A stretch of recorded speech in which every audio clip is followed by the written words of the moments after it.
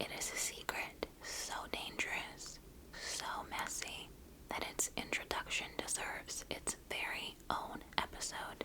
So, I present to you Pretty Little Liars Season 1, Episode 2, The Jenna Thing. Let's dive in. The liars hold their "we're so screwed" post-funeral conference at the Apple Rose Grill, the local eatery in Rosewood, and they have a lot to be stressed out about. There is Wilden and the intense meetings with the liars he's hosting in the principal's office at school. There is Jenna and Toby who are back in the picture. Basically, everything and everyone is threatening to turn the liars' lives completely upside down. As heavy and complicated as things are, though, in the opening scene, we also have Hannah provide some much-needed comedic relief. The look she gives the guy who was judging her from across the restaurant for sipping from her flask, and the line, "It's medicinal." Cramps is so classic Hannah, and I love her for it. Snaps for Hannah for making us laugh. As much as I live for Hannah in the scene, Spencer is actually the one who brings a bombshell to dinner. While Allie might have known all of their secrets, Spencer knows one of Allie's, and it's a doozy.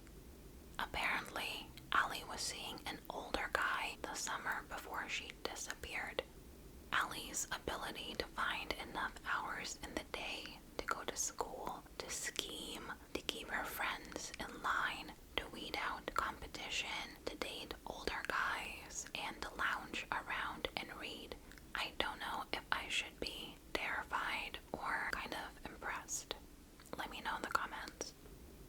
At this point in the rewatch, I still have trouble keeping all of my creepy Rosewood men plotlines straight. But if I remember correctly, at that time, Allie was involved with 3 separate older guys. Ezra Fitz, aka Board Shorts, a nickname he got for drinking Board Short Ale. Darren Wilden, aka Beach Hottie, went on a trip to Cape May with Allie, Melissa, and Cece, who we later also know as Charlotte.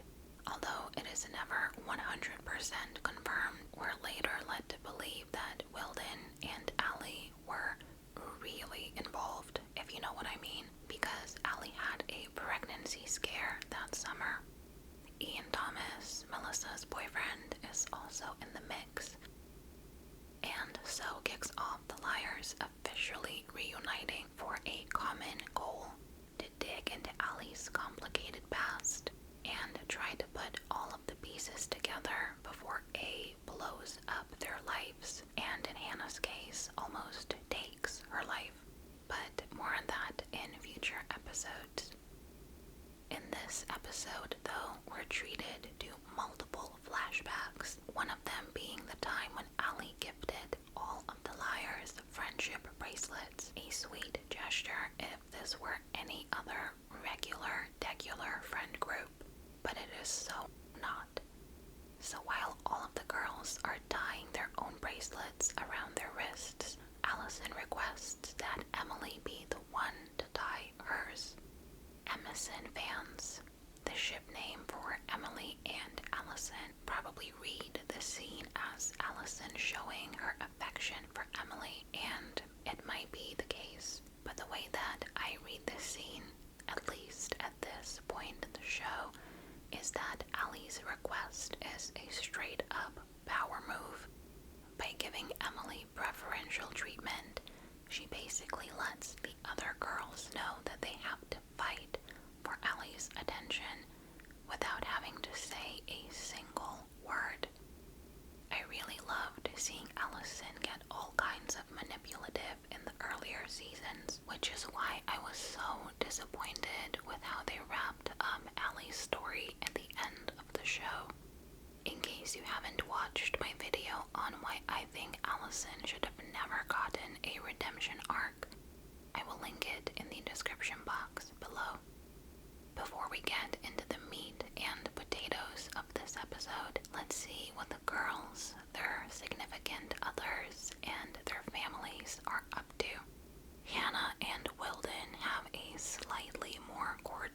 relationship in the PLL books, at least in the books that I've read so far. But on the show, Weldon is like a disgusting piece of gum stuck to one of Hannah's expensive designer heels, aka she absolutely despises him. And rightfully so. Not only is he walking around their house, putting his beer in their fridge and demanding breakfast like he owns the place, which kinda makes me want to reach into the TV and flick him out of the screen like a mosquito. But Hannah also feels terrible over the fact that her mom Ashley had to sleep with a guy in order to keep Hannah's shoplifting charges on the down low. In a town where a piece of broccoli stuck between your teeth can make you an outcast, something like that can completely ruin Hannah's good name. That's why I can kind of understand why Ashley has gone to these lengths to protect Hannah's reputation. The thing is that with A in the picture, there is no guarantee that Ashley's sacrifice will even be enough to keep the secret buried. Since we're on the topic of Weldon, can someone please explain to me how he is allowed to question the girls at the principal's office in school without an adult or an attorney present? It is fun to see the girls squirm, but realistically, I feel like an adult would have shut this whole thing down real quick. We also get to properly meet Hannah's boyfriend, Sean. I think this is the reason why so many of us got attached to these characters. They definitely feel like real people with real hang-ups. In Hannah's case, even though she shed the pounds she didn't need to shed and got the highlights she wanted, she hasn't been able to shake off the insecurities she was dealing with before she achieved the Rosewood beauty standard that checks all the boxes. It makes her the town's it girl. She might as well be screaming, "I need validation," right in Sean's face, because when she wants to get intimate and he immediately shuts it down. Although Sean tries to let her down gently by telling her that he's simply not ready, all that Hannah hears is, "You're an ugly cow and I don't want to breathe the same air as you." On the one hand, it is really sad to see Hannah go to these lengths and beg her own boyfriend for attention, but I'm also kind of glad that nothing ever comes from that, because if it did, we wouldn't have gotten Hannah and Caleb, aka Caleb. Nothing is going right for Arya in this episode. Even though the Montgomery family just returned to Rosewood, Byron, Arya's dad, is already working late nights. Arya immediately jumps to the only logical conclusion she can come up with, that her father is up to something nefarious, possibly involving a student. I mean, she has the right to worry because it's not like it hasn't happened before. Only this time, the student that Byron cheated with is no longer a student. She's actually a teacher at the same college that Byron teaches at. Not only is Meredith teaching at Hollis College, so they do see each other on the daily, but Byron also explains that the affair was him, giving into his feelings, which is absolute lunacy. By that logic, Arya having a thing with Ezra should be okay too, right? But that is not what Byron will think when he finds out the truth. The scene where Byron tries to justify his cheating and making Arya keep his secret is truly sickening. Arya is his daughter, which means that he knows how emotional she is, and also how afraid she is of things changing within the family. Tapping into that fear and letting Arya carry his burden kind of feels like Byron ripped a page right out of Allison's playbook. Unfortunately for Arya, and for Byron actually, even though Allie is supposedly dead, Arya is not the only one keeping the secret. Speaking of student-teacher affairs, Arya is so in her feels about all the things that she decides to transfer out of Ezra's English class. Back in the day, my angsty teenage self felt so bad for Arya when in the end she's not able to transfer out, because it means that she now has to spend an hour in the same room as Ezra, knowing that they can't be together.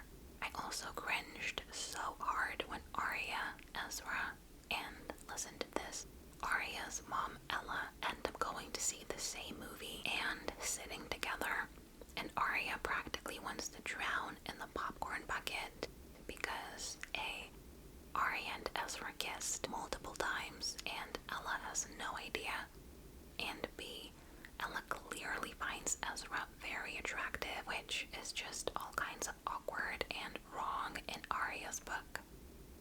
Yes, I might have tossed Ezra into the trash in the first recap that I did, and I will continue to do so for the rest of eternity, but I have to admit that the scene where Arya is walking in the rain, Ezra picks her up, and then they make out in his car had me in a complete chokehold when I first got into the show. I have no clue how the writers and the cinematographers managed to make something so wrong look so swoon-worthy and beautiful, but they sure did. In this episode, we also get a glimpse into what it's like to be a part of the Hastings family. The short answer is stressful. At dinner with the fam, only Spencer, Melissa, and their dad, Peter Hastings, are present, as well as Ren. Giving Spencer a sip of his vodka tonic is not even Ren's biggest crime in this episode, because despite the many times she mentions having to study for this test and that test, they have a moment and end up kissing.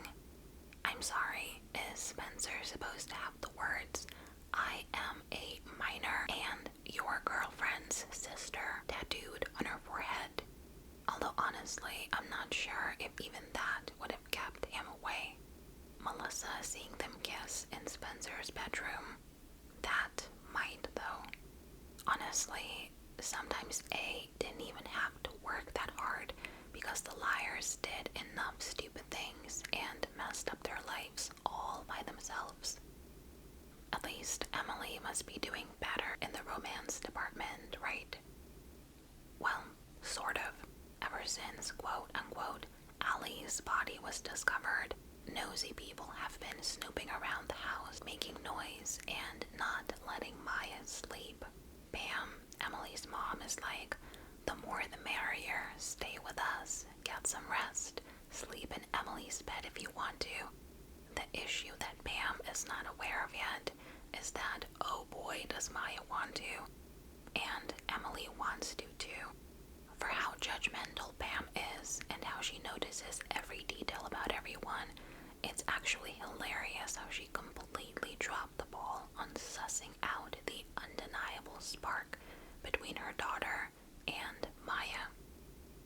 Anyway, Maya is offered to share a bedroom with M, an offer she doesn't refuse.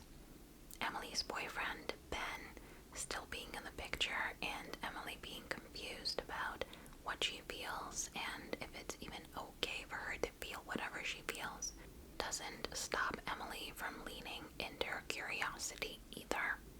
Like a shark smelling blood, A jumps in, threatening to use Emily's budding crush on Maya against her. Before we talk about the star of this episode, Jenna, let's quickly touch on one of my favorite PLL characters, Mona.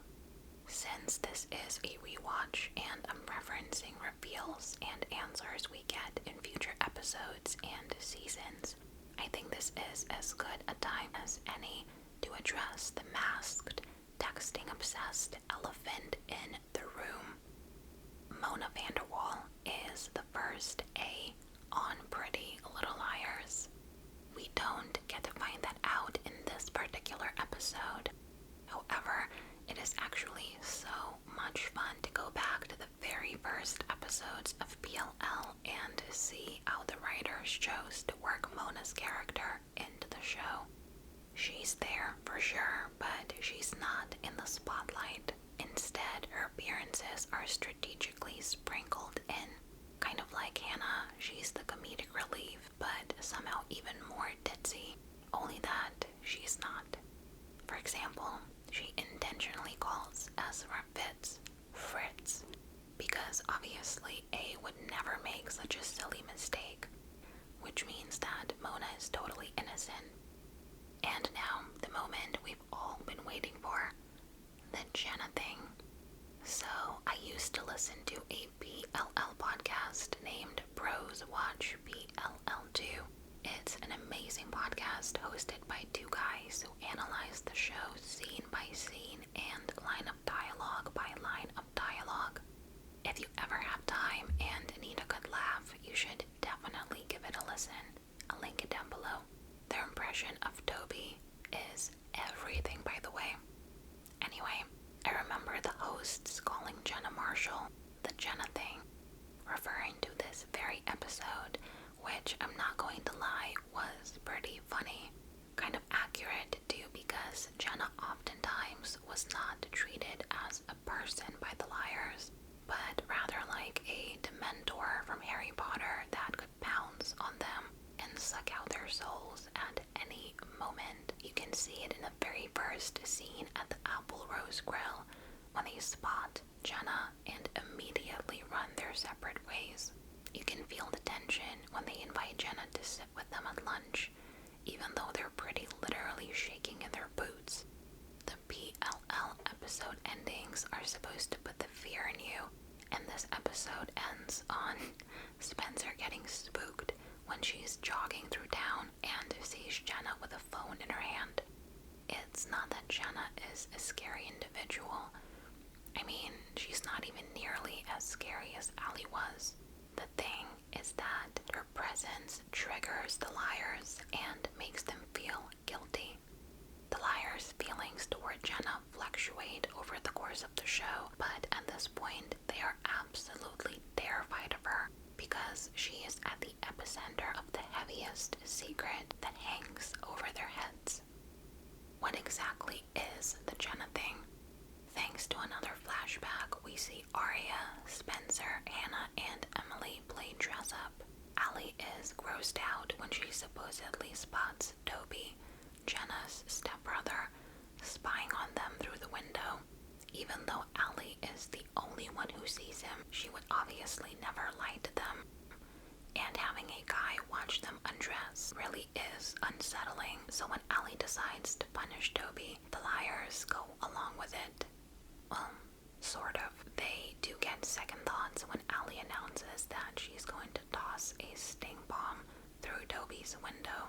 They're not strong enough to challenge her. Allie does what Allie does. But the thing is that Jenna is actually inside, and when the sting bomb explodes, Jenna is blinded. There is a lot to unpack here. First of all, the scene is filmed in such a way that, as a viewer, you're not 100% sure whether Allie knew that someone was inside or not. Upon a closer look, I'm leaning toward she did. In future episodes, Allie is going to claim that she didn't, but one thing is clear. Allie will say and do what serves Allie. Now, who is actually at fault here? Allison is the obvious culprit. She says that she saw Toby being a perv. She throws the stink bomb. She is guilty. But the liars are technically guilty by association. They not only followed Allie to Jenna and Toby's house, they also didn't think to check to make sure that no one was inside. They verbally tried to stop Allie, sure, but not hard enough to make a real difference. And then they all ran away and kept this whole thing a secret. As much as I love the girlies, there's no denying that they messed up bad. At lunch, Jenna casually mentions the fact that Allie actually came to see her at the hospital. The liars don't know what they talked about, and Jenna is smart enough not to reveal this information because she wants to feel the liars squirm for a little while longer. But as far as they know, there are hundreds of possibilities. Allie could have easily put the blame on the girls, which means that Jenna is back for revenge. Even if Allie said nothing, Jenna and Allie were in competition the moment Jenna showed up in town and had the audacity to upstage Allie by wearing a Lady Gaga costume to a Halloween party. It would make sense for Jenna to at least suspect that Allie was behind the stink bomb. She also knows that where Allie goes, the liars go, which means that they had to be involved somehow. Analyzing the situation from Jenna's perspective, it's hard to say what's worse, Allie being directly responsible for blinding Jenna, or Arya, Spencer, Hannah, and Emily choosing to keep a dead girl's secret when a girl who is very much alive has lost her eyesight because of her and has gotten no justice.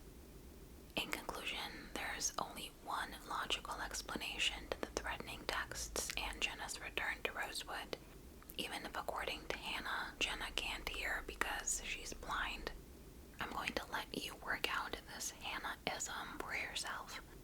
That is not stopping Jenna from being A. I think that one of the biggest mistakes the girls made was not going to the police right after Jenna was blinded. It was a logical choice in the moment, but a choice that is really biting them in the butt in the current timeline. Because from the liar's perspective, now that Wilden is convinced that the liars have something to do with Allie's supposed death, if the Jenna thing comes to light, they are the ones looking super guilty. If you look at it that way, without knowing what unfolds in later episodes, it becomes clear why the liars are so scared of Jenna, and why Jenna becomes one of their first A suspects. We'll eventually recycle Jenna because the moment someone looks at the girls the wrong way or holds a phone in their hands, they immediately become suspicious. But the Jenna-Allie connection is one of my personal favorite storylines on the show. It is also hilarious to watch the girls' reactions anytime Jenna as much as breathes in their direction. Do you think that Allie blinded Jenna on purpose? Or do you think that she only wanted to scare Toby and she meant no actual harm?